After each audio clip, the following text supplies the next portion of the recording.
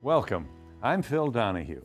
Bill Moyers is away this week, and I am pleased to be sitting in for him. Our subject is Syria.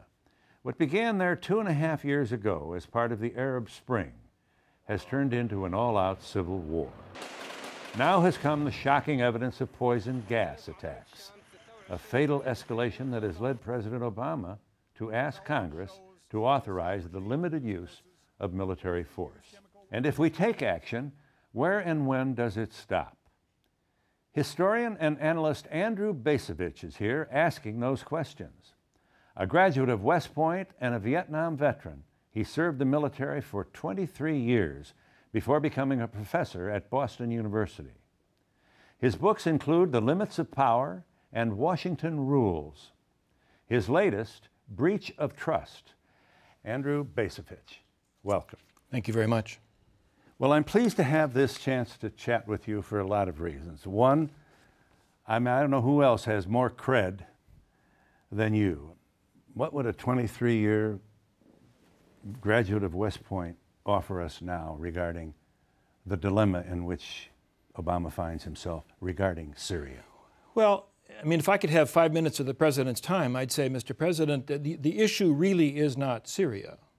I mean, you're being told that it's Syria. You're being told you have to do something about Syria, that you have to make a decision about Syria, that somehow your credibility is on the line. But I'd say, Mr. President, that's not true.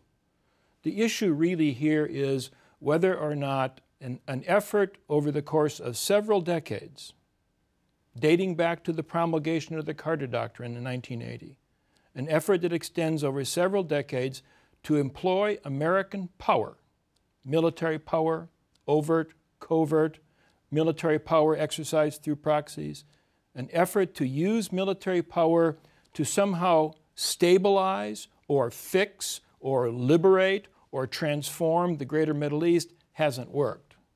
I mean, if you think back to 1980 and just sort of tick off the number of military enterprises that we have been engaged in that part of the world, large and small, you know, Beirut, Afghanistan, Iraq, Yemen, Somalia, and on, and ask yourself, what have we got done? What have we achieved? Is the region becoming more stable? Is it becoming more democratic? Are we enhancing America's standing in the eyes of the people of the Islamic world? The answers are no, no, and no. So why, Mr. President, do you think that initiating yet another war, because if we bomb Syria, it's a war, why do you think that initiating yet another war in this protracted enterprise is going to produce a different outcome? Wouldn't it be perhaps wise to ask ourselves if this militarized approach to the region maybe is a fool's errand? Maybe it's fundamentally misguided. Maybe the questions are not tactical and operational, but strategic and political. You know, I have to say I'm just struck by the fact that Secretary of State Kerry has become the leading proponent for war. That's our Secretary of State's job. He threw his medals back. Well, that's why it's doubly ironic that the Secretary of State is the war promoter and that our Secretary of State happens to be a guy who came into politics basically advertising himself as the guy who, because of his Vietnam experiences, understands war, understands the lessons of Vietnam, and is therefore going to prevent us from doing dumb things. On the contrary, he's the lead cheerleader to go do another dumb thing. President Obama would say to you, these are children being grossly and painfully killed. They are. How can you watch these videos with the foam coming out of the nostrils? And we've got to do something. Well, the attack is a heinous act. Now, does the fact that they were killed with chemicals make it more heinous than if they were killed with conventional munitions? I'm not persuaded. I mean, I think the issue, one of the issues here, to the extent that moral considerations drive U.S. policy, and I would say, as a practical matter, they don't, but let's pretend that they do. To the extent that moral considerations drive U.S. policy, there's a couple of questions to ask. One would be, why here and not someplace else? I mean, just weeks earlier, the Egyptian army killed many hundreds of innocent Egyptians. And we sort of shook our finger at Egypt a little bit, but didn't do anything. So why act in Syria? Why not act in Egypt? I think that needs to be that needs to be clarified. And the other question would be, well, if our concerns are humanitarian, why is waging war the best means to advance a humanitarian agenda? If indeed U.S. policy is informed by concern for the people of Syria, let's just pretend that's the case, even though I don't think it is. If it's informed by concern for the people of Syria, why is peppering Damascus with cruise missiles the best way to demonstrate that concern? I mean, a little bit of creative statesmanship, it seems to me, might say that there are other things we could do that would actually benefit the people of Syria, who are suffering greatly, who are fleeing their country into hundreds of thousands, who are living in wretched refugee camps. Why don't we do something about that? Why wouldn't that be a better thing to do from a moral perspective than bombing Damascus? How do we explain media's submission to these warlike... let me just give you one. Nicholas Kristof of the Times. Since President Obama established a red line about chemical weapons use, his credibility has been at stake. He can't just whimper and back down. Whimper. I mean, who wants a whimperer for president? And there's an awful lot of macho in this. And by the way, why can't the president just say, hey, I really shouldn't have said red line, that was a mistake, it was a moment, I'm a human, sue me. I'm rectifying that now and I'm going to take a more... Well, I think one point there is that in many respects this crisis is being driven by domestic politics. I think the president did make a mistake in drawing that red line. I suspect the president actually understands he made a mistake.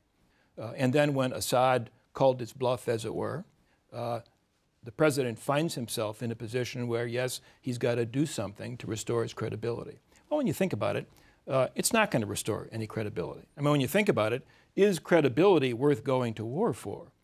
When you think about it, if indeed American credibility in that part of the world is kind of low right now, is it because the president drew a red line and didn't act?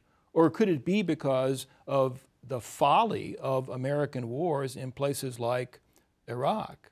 I mean, will bombing Syria make the memory of Iraq go away?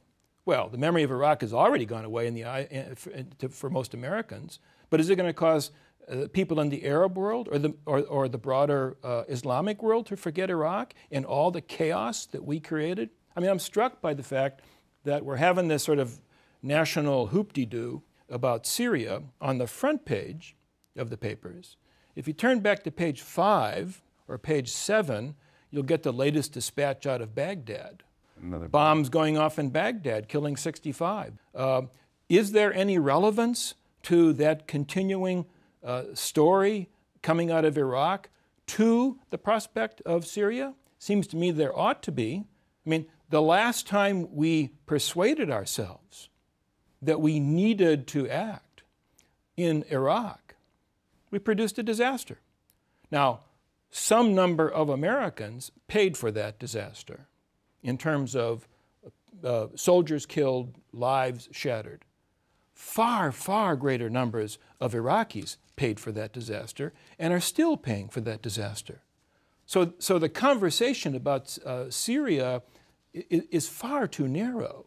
It needs to be expanded to include some of these other military misadventures that we have undertaken. And I think it needs to be expanded to include the fraudulent relationship between the American military and American society, which allows our political leaders to go off on these wild goose chases while the American people basically stand by mute. One of the conservative talking heads in the shout shows on cable said that if Obama goes to Congress, he will show weakness. I mean, it's only in the Constitution. He will show weakness if he obeys the Constitution. Everything is turned upside down here now. Well, I think if there's one iota of good news here, I think it is that he has gone to the Congress. Now, the president didn't go to the Congress because he realized that he's a constitutional lawyer and suddenly was becoming a strict constructionist. He went to the Congress because he was sitting out there on his limb all by himself, even without the Brits, and decided that it was a lonely place to be, and he wanted to see if he could induce the Congress to come out and join him. But that said, whether he intends it or not, he is setting a precedent that says that maybe when we do attack some country, the Congress ought to be consulted. And the significance of that, I think, is 3, 4, 5 years from now, when Obama's successor has some great idea that he wants to go bomb somebody or invade somebody, I hope there will be some questions asked that will say, hey, wait a second, Mr. President. Back in 2013, before Obama acted, he thought he needed to ask the Congress. Why doesn't that apply to you? So I think that's the one little bit of good news out of this circumstance. Except Obama made the point emphatically that I don't need your approval. I can go alone anyway. Yeah, he did. We are the only country with the capacity to do what we're about to do in Syria. Do you believe that? There's no question that in terms of the capability to project power, to put ordnance on targets, to mass military power in every dimension, land, sea, air, cyberspace, our capabilities are beyond anybody's ability to match. Unfortunately, that doesn't necessarily yield wise policies. It doesn't even yield military victory. Again, when you think back on the actual history, the military history of the United States in the Middle East over the past several decades, victory has been exceedingly hard to come by. We're always stronger by many measures than the adversary. But somehow or other, being strong doesn't translate into political objectives being achieved quickly or economically. What actually happens is that the projection of American power leads to unexpected complications and gets us more deeply embedded in a set of circumstances that we can't handle. There are enormously deep and powerful forces of change that have come to the surface and are transforming that part of the world. We have claimed, presidents have claimed, George Herbert Walker Bush, Bill Clinton, George W. Bush, and now this president have claimed that we possess the capacity to somehow direct or control these processes of change. Even though the truth is, we don't have that capacity. The truth is, we are largely irrelevant to what's going on in that part of the world. But if we reach out and, use our military power to drop some missiles here and there, we can sustain the illusion that we have some kind of relevance. But we don't. In your book, your commentary about a loss of a citizens' army is especially germane to what's happening now with Syria. It's easier now to go to war, is one of the points you make. And as now we think about Syria, how do those two come together? Well, I'd back up from Syria a little bit, and I think I'd want to tell a story that begins really back at the end of the Vietnam War, a war that divided the country, a war that in many respects shattered the United States military. And part of the response to that war was that the American people decided to jettison the long-standing tradition of the citizen soldier. Richard Nixon endorsed that when he ended the draft and declared the creation of an all-volunteer force. And for some considerable period of time, this seemed like a smart move, a good thing for the country. Let citizens off the hook, also gave us highly capable and well-trained and well-disciplined soldiers. What only became evident after the Cold War ended, however, was that this new professional army really was no longer America's army. It was Washington's army. And Washington began to do with the army. As in Washington, D.C. As in Washington, D.C. And Washington began to do with that army whatever they wanted, regardless of whether the people had signed up to the enterprise. And this greater penchant for war, I think, really reached its zenith after 9/11 with President George W. Bush's decision to invade Iraq, as so many people have said, a country totally uninvolved in 9/11. And this was the ultimate testing time for this great professional army of ours. And I'm sorry to say, it failed the test. We were supposed to win quickly, economically, easily. We didn't win. And instead we ended up with a protracted war, part of a series of post-9/11 wars, where bringing us to where we are today, where Syria may well be yet another one of these wars, waged by Washington with its army, while the people are left sitting on the sidelines. And making no real sacrifice. Was it 1% of our citizens? Yeah, it's interesting. It's sort of the inverse of the complaint of the Occupy movement. The Occupy movement said there's the 1% of the rich people who are screwing the 99%. When it comes to basic military policy, we have the 99% screwing the 1%. And it's the 1% who get sent off to fight these endless wars. So it's going to be easier then to have another one and another one. We haven't even, it seems to me, we haven't even looked at ourselves regarding the wars that we've had. That's nobody. That's one of the most troubling aspects of this whole thing. It staggers me that the American people have so quickly put the Iraq War in the rearview mirror. Indeed, won't even look in the rearview mirror, because if they did, they could see in the rearview mirror the smoking ruin that we left behind. Instead, there is this preoccupation to deal with the next crisis, which, as we speak, is Syria. 6 months from now, it'll probably be something else. I mentioned that so few people sacrificed, for example, in the Iraq War. In your book, in one line, you take the breath away by revealing that you lost your son. And I know you certainly have no responsibility to get into this, and I do not mean to labor it. But is it possible for you to share your own, with us, your own thoughts? It's probably not.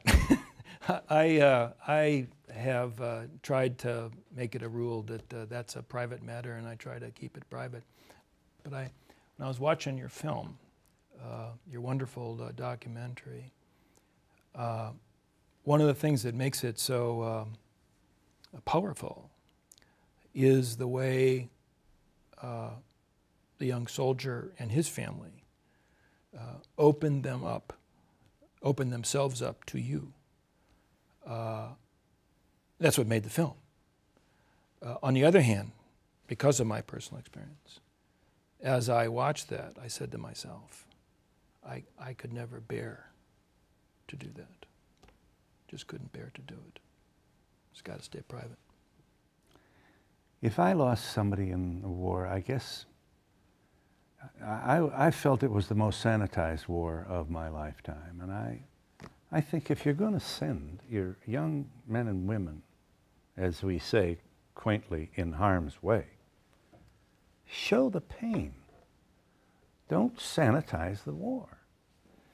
I agree, and you know, in a sense, one way we may sanitize the war by putting restrictions on you know, what can be filmed and all that, but we also sanitize the war in the way the waging of war is consigned to certain sectors of society. If Harvard, Princeton, and Yale sent their guys to war, were there, this inclination to turn away from the ugliness would be unsustainable. That's why, you know, and one of the things I try to emphasize in the book is to contrast the post 9/11 wars with World War II, the so-called good war. The last war that we actually won outright, a war that was fought by citizen soldiers, not by accident, a war in which our leaders, from President Roosevelt on down, said that this will be a people's war. There will be sacrifice across the board. It will be fought with a people's army. Even citizens who are not in the army will participate in their own way. Their taxes will go up, not down, like after 9/11. So part of the argument is that a war waged by citizen soldiers that engages the energies and the attention of the American people is in fact more likely to result in success, victory, political objectives achieved than has been our experience with a professional army, which in many respects is qualitatively superior, but it doesn't win. In my own encounters with dissenters, and they're out there in great numbers, and we all wonder why there aren't more. I've seen a lot of empty seats, and I've seen a lot of blowback, a lot of criticism. You know the story, unpatriotic, you don't understand, geopolitical. I'm curious to know how you've dealt with this and how much personally. I'm thinking of you as that young, good-looking cadet, and when you entered West Point, how proud your parents must have been, how proud you were, and I'm sure proud today. What, over the years, how did your brain evolve here, where you're becoming one of the leading voices in dissent and honest analysis of Americans' foreign policy? I mean, life's a journey. You know, we are born in a set of circumstances that shape us initially. I was born in the Midwest, grew up in the Midwest. You're Catholic, too. I was born in a Catholic family, a seriously Catholic family. I continue to be a Catholic. It was in the 50s and 60s, prior to Vietnam, when I was a kid. The overhang of World War II was still very prominent. Both of my parents were World War II veterans. So it was a patriotic environment in which patriotism was clearly connected to military service. And at a time when patriotism didn't necessarily encourage questions. And when I graduated from West Point and became a serving officer for a period of time, in a sense, I continued to be in that environment. When I got out of the Army at the end of the Cold War, never having expected that the Cold War was going to end. I mean, I viewed it from my youth as just a permanent fact of international relations. I expected that now that this protracted emergency had ended, that we would become different. The emergency's over. We're going to become a normal nation now. And therefore, we're going to stop doing some of the things that we said we had to do during the Cold War. I think the eye-opening thing for me was that rather than becoming a normal nation, we continued the pattern of behavior that we had engaged in during the Cold War, only more so. We became more committed to military power. We became more persuaded that through the use of military power, we could achieve our purposes in the world and could advance the well-being of the American people at home. And I found that shocking. And since then, I have become absolutely convinced that that was a fundamental error. We are the strongest military power in the world, and in some measures, we may be the strongest military power that the world has ever seen. But that's not been good for the country. Now, I'm not a pacifist. I don't want to have a weak military. I want to have a strong military. But I want to have a military that in fact is configured and used to advance the well-being of us, with no pretensions that we can somehow shape the world to do our bidding. Rather, a military that is configured with an acute awareness of the things we need here at home, of our shortcomings. It's fascinating to me to hear President Obama say that over and over again. And then to see President Obama not act on that inclination. He seems to understand at some level that this militarization of U.S. policy and this militarization of the American mentality, that there's something wrong there.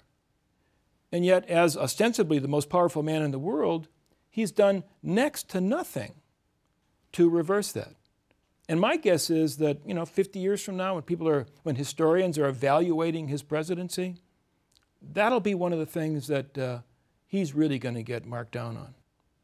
I don't understand that either. The liberals were so thrilled when he was elected. And he hasn't closed Guantanamo. Habeas is gone. We have people in cages for almost 15 years now. No letters home, nothing. Some of them no charges. No, not even charged. We're peeking in windows, listening in on mail, listening on phone calls, reading mail. I mean, the Bill of Rights has just collapsed. And the American people are standing mute. Well, I'm a conservative, not a liberal. And I think that part of the problem was, although I voted for President Obama, I think part of the problem is that you weren't listening. He said, the Iraq War is a stupid war.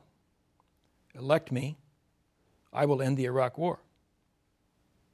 Oh, by the way, elect me and I will expand the Afghanistan war. And those are actually two promises that he fulfilled.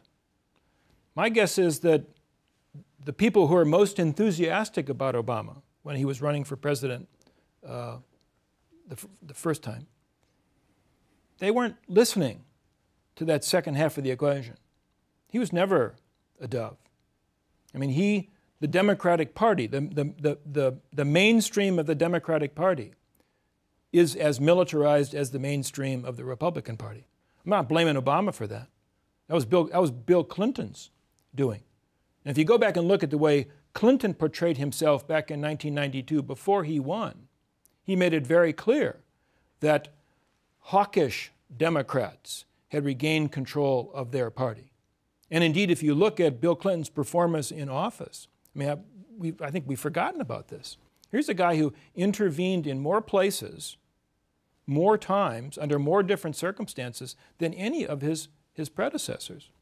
So we've got two parties that, despite their differences in some respects, we've got two parties equally committed to the proposition that it is imperative to maintain global military supremacy, not simply strength, and who believe that somehow or other the adroit use of this military power is going to be able to bring peace? I don't know. And both parties are equally wrong.